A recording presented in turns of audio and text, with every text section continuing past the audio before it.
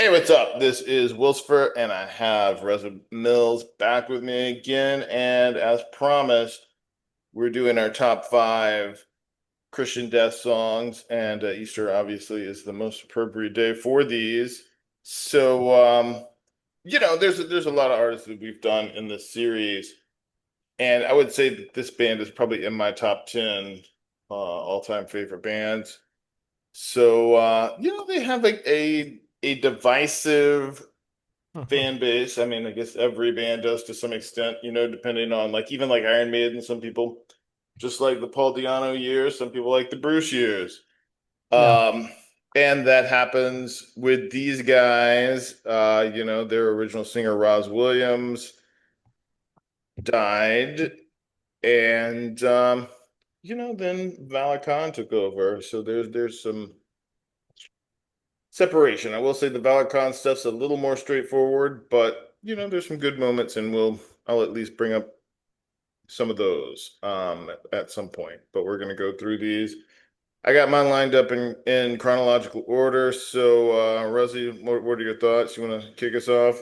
Yeah, sure. Before I give us my number one choice, I'll just add that you're absolutely right. It's a very divisive catalogue, especially like TSOL, to end up as a band with no original members, yikes. And, you're right. I mean, the Valakhan years isn't terrible, but you're right. It's a lot more straightforward and maybe not quite as surreal or artistic. It's kind of a bit more sort of Alice Cooper, albeit the worst end of Alice Cooper in terms of shock value, and especially the the t-shirt that you're sporting currently, which is fine, of course, but it's more of that kind of thing, like predating Marilyn Manson, basically. Whereas I think Roz was more sort of David Bowie, that kind of thing. But yeah, interesting band, and I've been looking forward to this one. Part of the early death rock scene alongside TSOL and 45 Grave, etc., Super Heroines. So yeah, this should be a good one. So shall I give us our first choice? Yeah, go for it. All right. So let's start with the very first record, 1982's Only Theatre of Pain. If you're going to recommend one album to someone, it's going to be this one.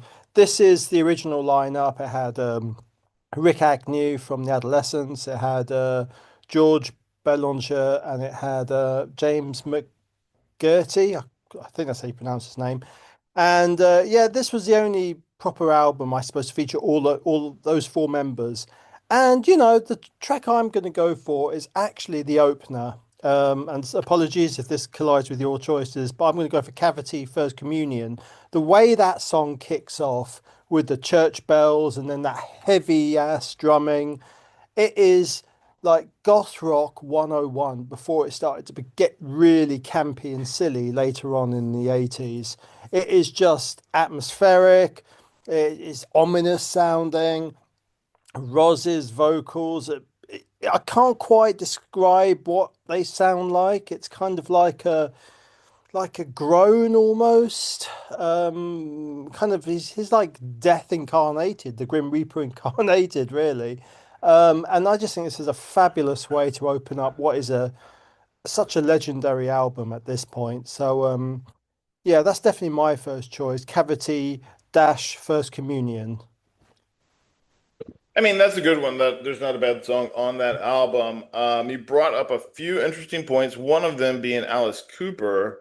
Yeah. And people may or may not know that in interviews, Ross Williams admitted to kind of deriving his whole vocal styling Hmm. from not Alice Cooper, but the guest vocal on the song Billion Dollar Babies was by Donovan.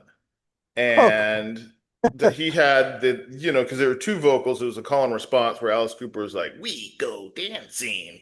Yeah. The other one was that nightly in the attic, Oh. which is what he said inspired his vocal style. So, Oh. um, I put in another plug as Alice Cooper being one of the progenitors of goth.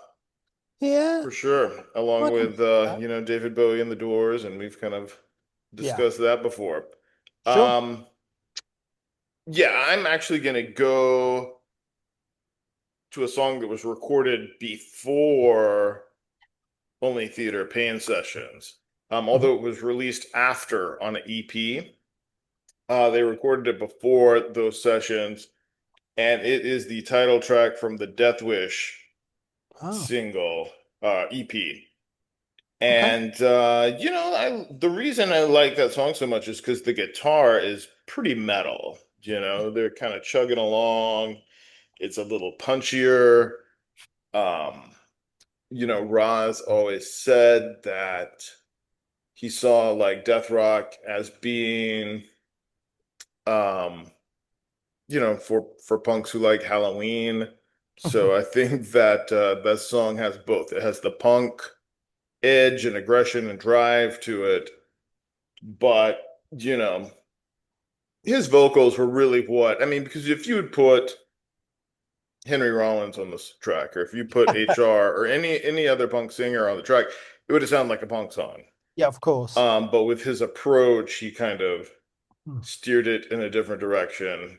And kind of it's interesting because like we were talking about Die Krautzen Mm-hmm. when we went through our top five songs by them, and they're another band that has a vocalist that sets them apart from what else was going on in the scene at that time. Oh yeah, and also the way he dressed, I Right. mean, I don't know. We know he was gay, God rest his soul. Although he did have a couple of female partners, I think, and so he had a slight campiness to him as well. He's very flamboyant, wore dresses, makeup, and all of that. And he looked good as well. That's the thing. It really suited him. I would look ridiculous if I was to have any of that stuff on, but he looked good. So he definitely stood out in terms of imagery. I mean, as you're saying, Rollins was about as, punk as you could look, whereas this guy was just the archetype.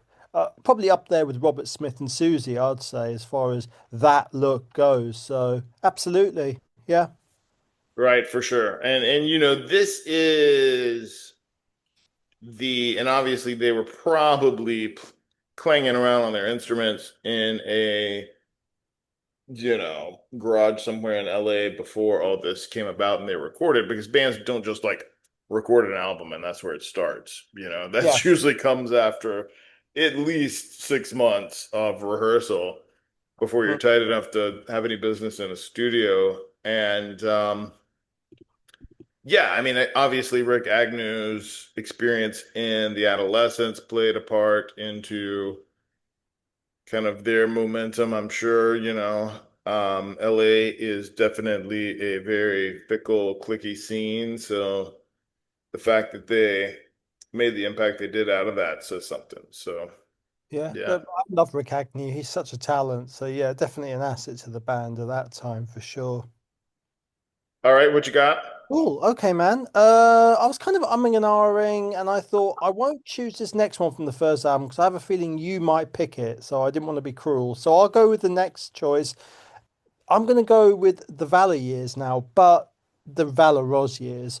And my next choice comes from 1984's Catastrophe Ballet, and it's going to be a song called This Glass House, which really you start to see Gitane Demon or Demone or however you say that, start to make her presence known. Just this very ethereal vocal, and she really, um, the vocal harmony she has with Roz are brilliant. And this is definitely a song which is indicative, sorry, of the mellower direction I suppose the band would adopt, a slightly more post-punk approach as opposed to the all-out darkness of the preceding recordings. So yeah, this Glass House is very catchy, brilliant album, and the album cover's fantastic. It's kind of based on what's it that place called Pompeii, and so the whole theme of the record, despite some of the songs being like this and quite ethereal is an overall dark sort of theme because obviously Pompeii, lots of people died. They were sort of immortalized in I don't know, they're like frozen in time almost. So I love that sort of juxtaposition between the two. And yeah, this is because I love Gitane as well. So this is my next choice. It's This Glass House. That's a good one. I think it's an interesting thing with Christian Death is how thematic the albums are. I mean, that they have the album about Pompeii, on Ashes. They're kind of in the time of, let's say, um, the Romantic Writers period with the powdered wigs and all that. Um, I'm not that album might be about the Marquis de Sade, but I'm not positive. If nothing, Okay. if nothing else, it could be, Piercy or Shelley or somebody, And then they have Atrocities, which is just about the Nazis, Yes. and which I've been listening to that album, but there was not a song did not Stand out. stand out to these. I know So what you mean. I love that record, but yeah, yeah. you go, oh yeah, I've been, yeah, Will o' the Wisp. There you go. That's one that rolls off the tongue, and It's just it's going to weird and work. experimental, Yeah, It and is also features two really talented dudes as well. I think they went on to do a band called Mephisto Waltz. right. Yep. Um, And Galvin and there's some crossover between Faith and Muse too. yeah, correct. Yeah, yeah. So yeah, that's an interesting record, but you're absolutely right. I was umming and ahhing about that one. I was like, yeah, it's just nothing there that's just leaping out. It Right. just seems full.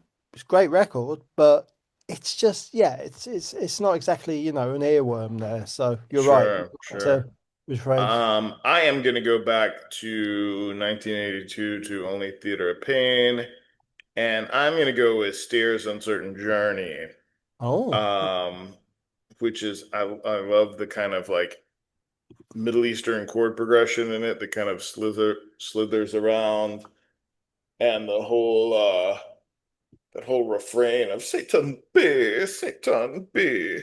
Um, yes. I always like that. Like, Love that. I got this album in high school, and that was like a song that I would just like listen to. I Back in the days of cassettes, where you would rewind it and just wear the tape out, literally. So yeah, so that's my pick.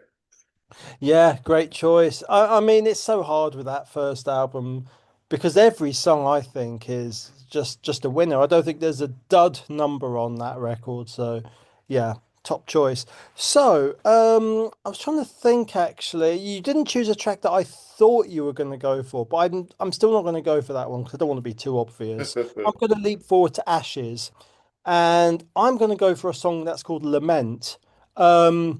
This is when I hear it, it reminds me of something that could have been in the film Cabaret with Liza Minnelli. It has that 1920s oompa uh, band thing. I think they call it dark cabaret, this type of music, actually. hmm She's singing German, and apparently she'd only learned the German about an hour before going into the studio. So, and I think she does a brilliant job. I just love it. It's just really the music. It's kind of like, they call it Schlager in Germany. So it's kind of like German easy listening. But yet her voice is so rich and elegiac that I'm just like, wow, this is absolutely fantastic. I've got no idea what she's talking about. I'm guessing it's something quite poetic, but this is brilliant. And so, yeah, that's my next choice, just because it's such a standout. I mean, that whole record is astonishing anyway, but this was a particular highlight for me. So that's my next choice, Lament from 1985's Ashes. Yeah, that's a good one. I will say that song always made me feel like Joel Gray was gonna chime in at some point. Yeah, exactly. Um, Father of Jennifer Grey from yeah, the Dirty Dancing. Flashdance. Yeah. Yeah, absolutely. Yeah. So Cool. yeah, I'm gonna step back an album into 1984, touch on Catastrophe Ballet again.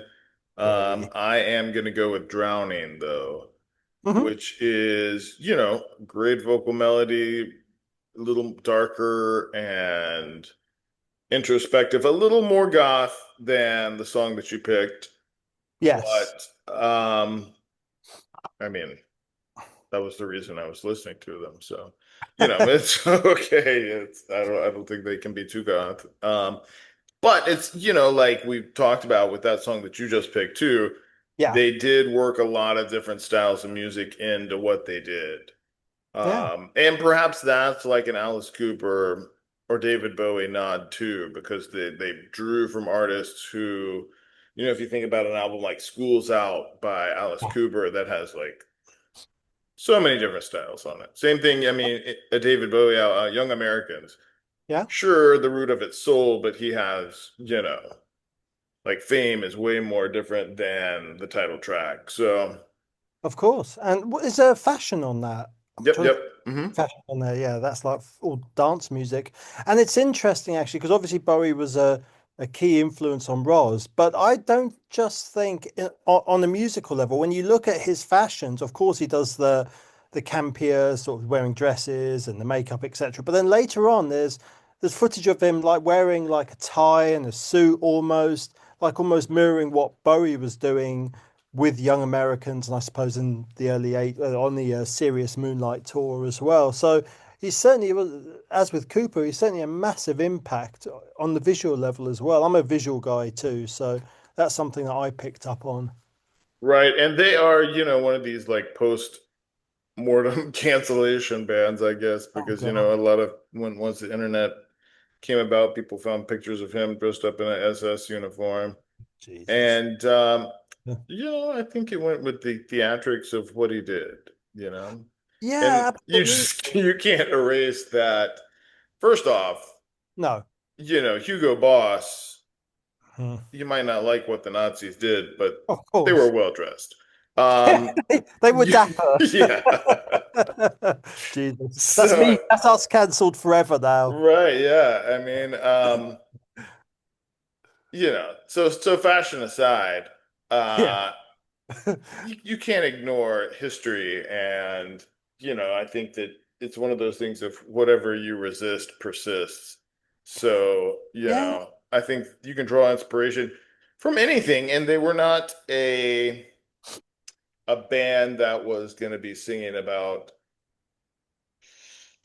you know, Good Day Sunshine or something like No. that. So I think that obviously the darker points of history were something that was a fascination point for them. So it was, you know, you can find inspiration from the wildest places. Oh yeah, absolutely. They weren't going to be singing Surfing USA Right. either. This was like a band that were into the darkness, but there were also some very tender moments. I have a feeling like Roz was just an incredibly sensitive soul. Well, as would be proved, unfortunately, many years later. um, Maybe a bit too sensitive, but he was certainly very poetic, and I guess at that time as well, he was kind of in the closet, and early 80s, not exactly the most open-minded if you were, had an alternate sexuality about you. So I guess there was a lot of torment for him as well. So yeah, there you go. Yeah, I mean, they were definitely ahead of their time in a lot of different ways, Sure. Yeah. But he looked good. He looked very good. Um, he pulled it off, so that's brilliant. All right, next choice for me. Let me think now. I'm actually going to go back in time. I said I wasn't going to do this, but I'm being a bit contrary today. So I'm going to go actually with Romeo's Distress from Only Theatre of Pain. I think this is Canceled. yeah, cancelled. Absolutely. I should have been cancelled many years ago, but there you go. Yeah, I think this is a that baseline intro, and honestly, like TSOL have Code Blue, and like maybe The Cure have, I don't know, like A Forest or something. I feel like this is their signature tune. Mhm. And I can't remember if it was this song or maybe if it was Death Wish or something like that that was on the Halloween Comes to Your House compilation. I think that was Dogs actually.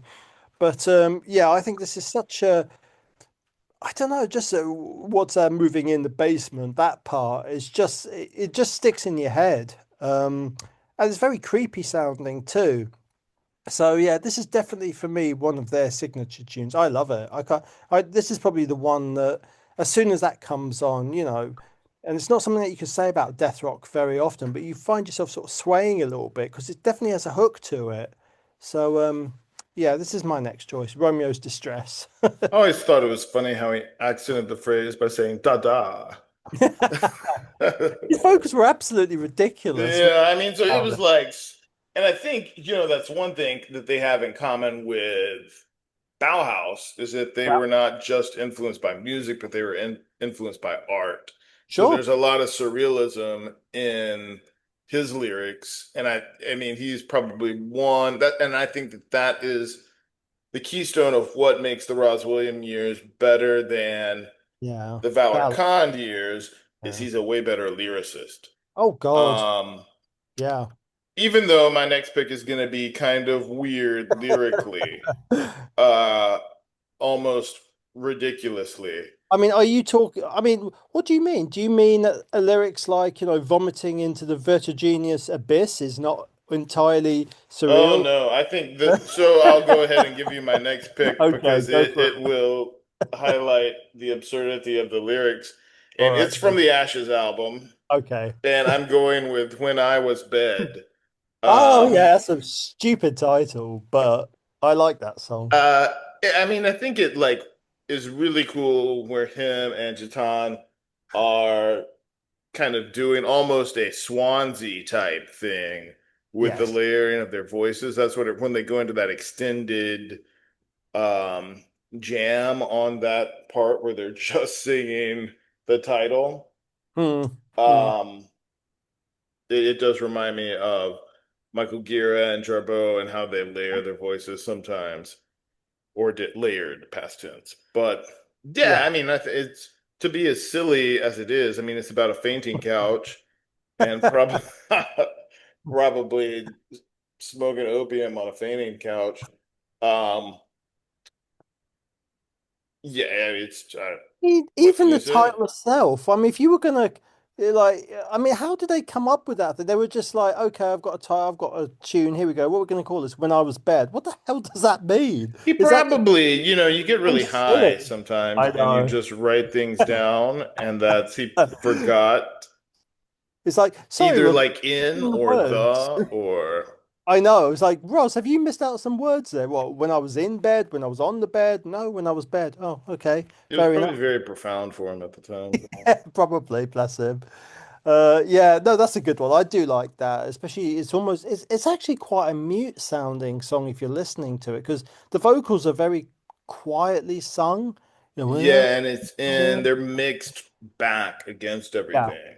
yeah, yeah, for sure. Yeah, no, that's another good tune. I was kind of thinking about that one, but I think Lament just just pushed it out Yeah, I mean somewhat. they're both great songs. So I mean, and that's one of their underrated albums, I think. Oh God, yeah, absolutely. I think I mean it kind of get just they sort of just get put in this sort of death rock ghetto, but I like to think of them almost sort of the finer ends of like post-punk and I don't know, not college rock, but yeah, I definitely would say post-punk. even like psychedelic Oh yeah. and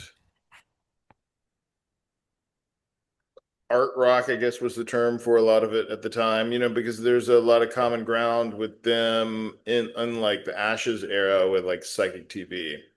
Sure. Yeah.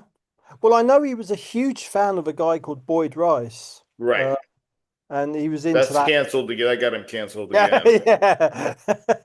Yeah, we won't go too much into Boyd, but yeah, he definitely had some very interesting and abstract influences. And it's interesting you bring up Psych because obviously that wasn't totally unique to the goth scene. Obviously, Mm. the Banshees did that on Kiss in the Dream House, and then you had Love and Rockets, of course, some of Peter Cocteau Twins. Octo Twins, yeah, a lot of those bands, and The Glove, that very cool Robert Smith and Severin project as well. So yeah, it seemed to be Psych did certainly have a part to play, but it's really weird when you say psych music, people just think you mean Rocky Erickson, which is fine. Mm-mm. I love Rocky Erickson, but they just think you mean that, or oh, you mean like Jefferson Airplane or something, or Sid no, Barrett no, era Pink Sid Floyd, I Barrett, would say. yeah.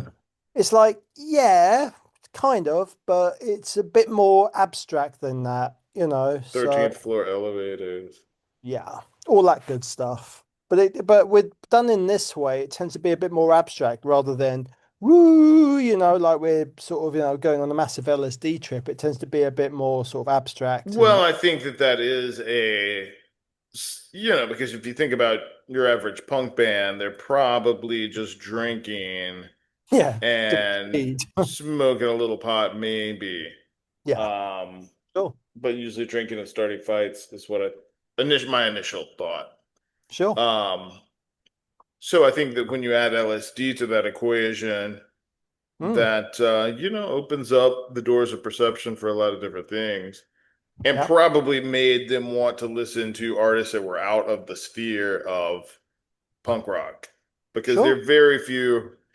In my teen years, I did a ton of acid, and there were very few punk rock albums that I would listen to while I was tripping. I think Yeah, it doesn't really make for. Funhouse by the Stooges, maybe it was a little too chaotic. That's it. Although Yeah, Christian Death, that worked. Them, Psychic TV. yeah, yeah. So, Yeah, it's difficult, when you're listening to like, fuck the system and Reagan and blah blah right, yeah, blah. you're kind of Or low. yeah. You want to chill out and get a better vibration. So, Yeah, for sure, man. Cool. All right. So I thought, I know I've been harsh on Valor a little bit in our conversations and what have you, but I thought he deserves at least one mention. And I'm going to go for a record that I think is probably my favorite out of all the stuff that he did from his era of the band. And I want to make clear that, it's still quite a silly record, but there's something a little bit more about it that I enjoy. I'm talking about the EP that they did called The Wind Kissed Pictures. I don't know, again, I don't know what that mm, means.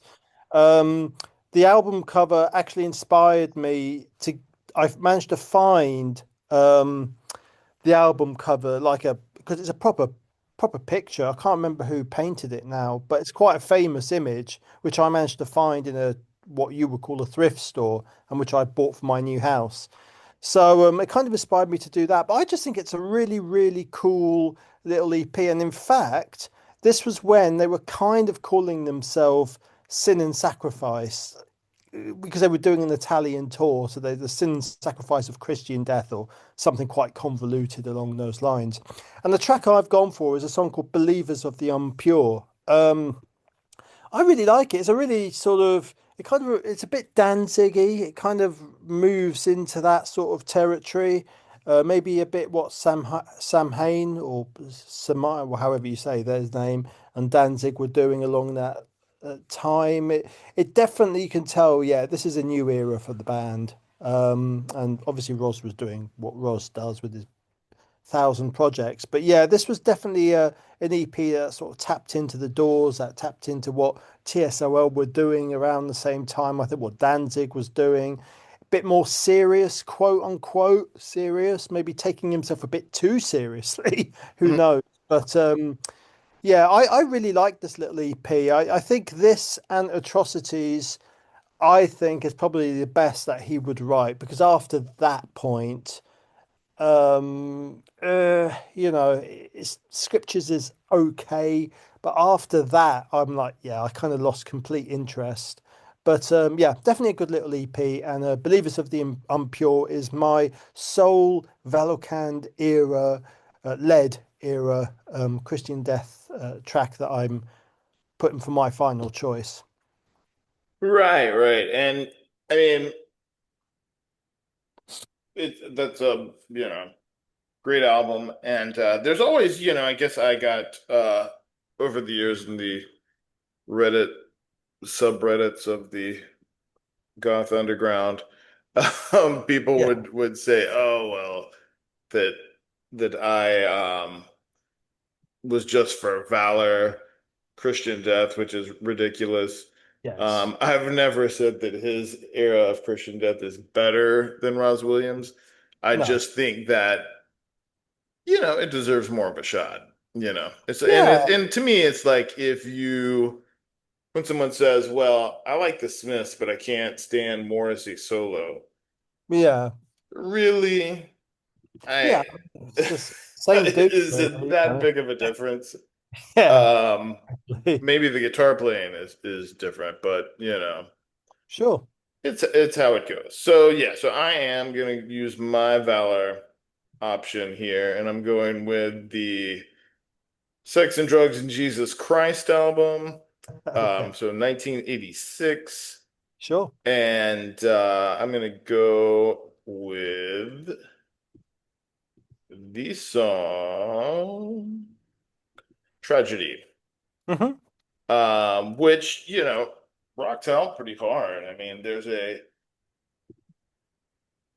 Yeah, a lot of adherence to some of the more common goth trappings, like that drums are almost industrial.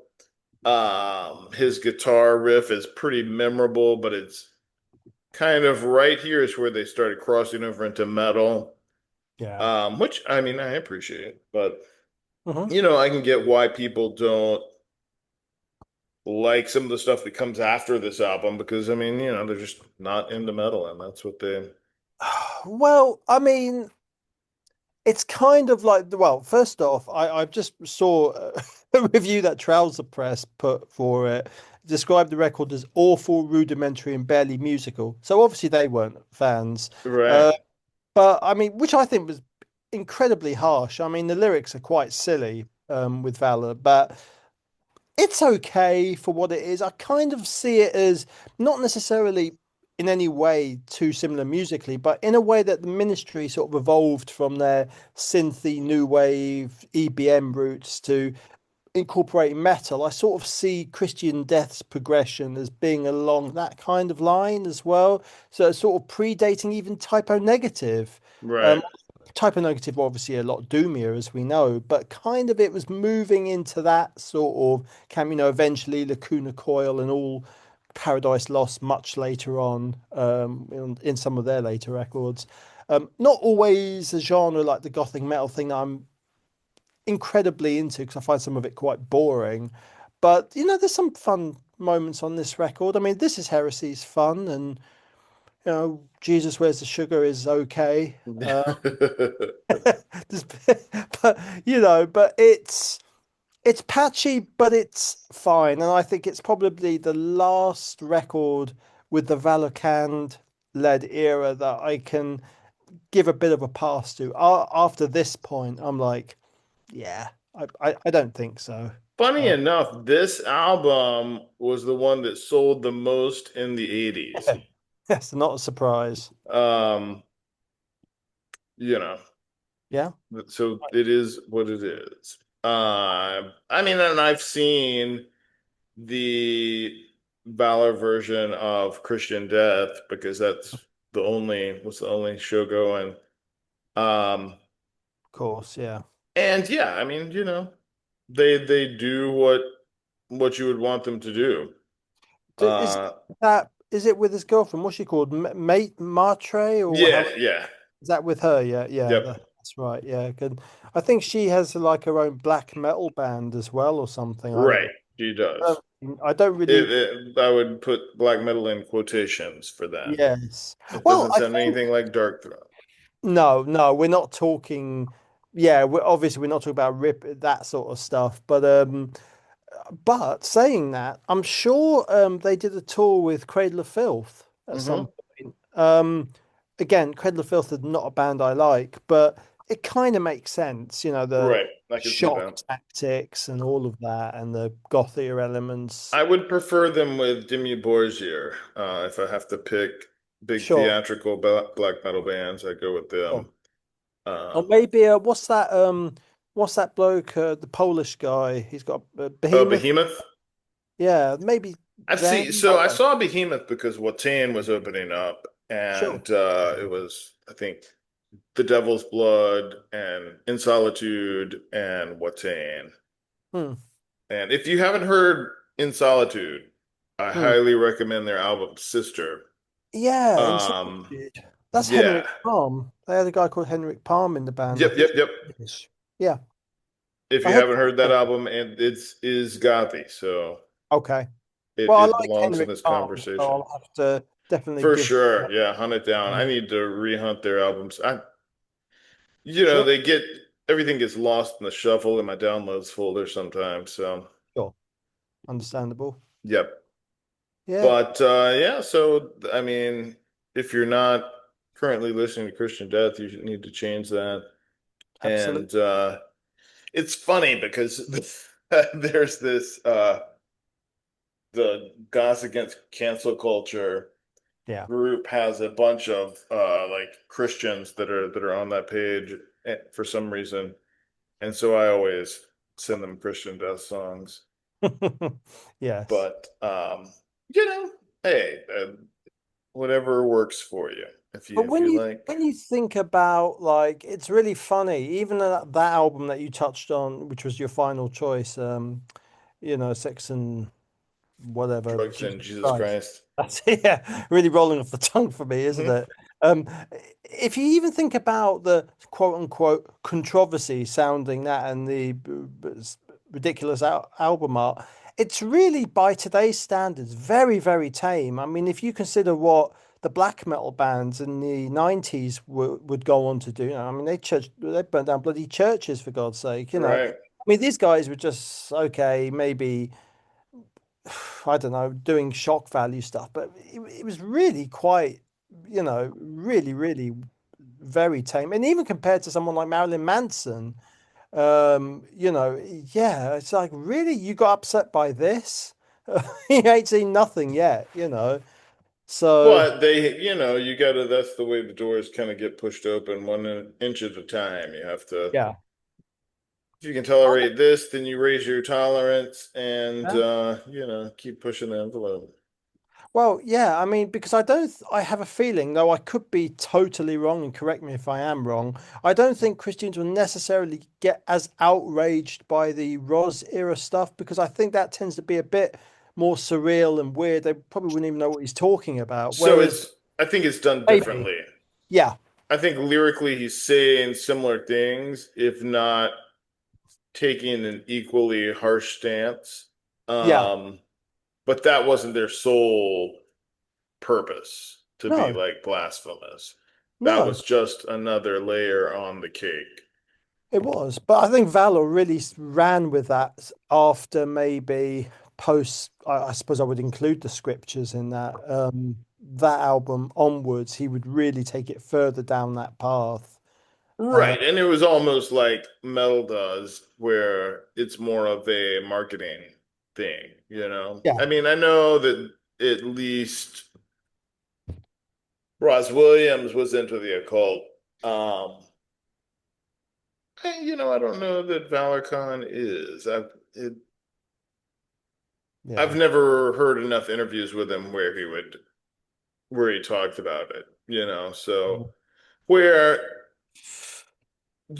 Ross Williams put people like Aleister Crowley yeah, um in the same boat as, somebody like Oscar Wilde. yeah, So, yeah. Sure. they were people that thought extreme things and had big romantic concepts. So, Yeah, and Aleister Crowley did his share of drugs too. So, that's all tied. yeah, birds of a feather. So you have to, if Yeah, you're going to have a religious figure, then you might as well have one that at least cosigns your drug habit. So oh yeah, cool, even though Aleister Crowley was a lot bigger than that as far as terms of their philosophy, but yeah. cool. All right. So there we go. So there was some real esoteric stuff on the Ross Williams stuff, Ballard Khan, a little more marketing. We're gonna be less about the marketing and the image next week when we dig into Tom Waits. Ah, So yes. the Brilliant. only imagery is like overflowing ashtrays And and coffee. smoky bars, And coffee, yeah. coffee.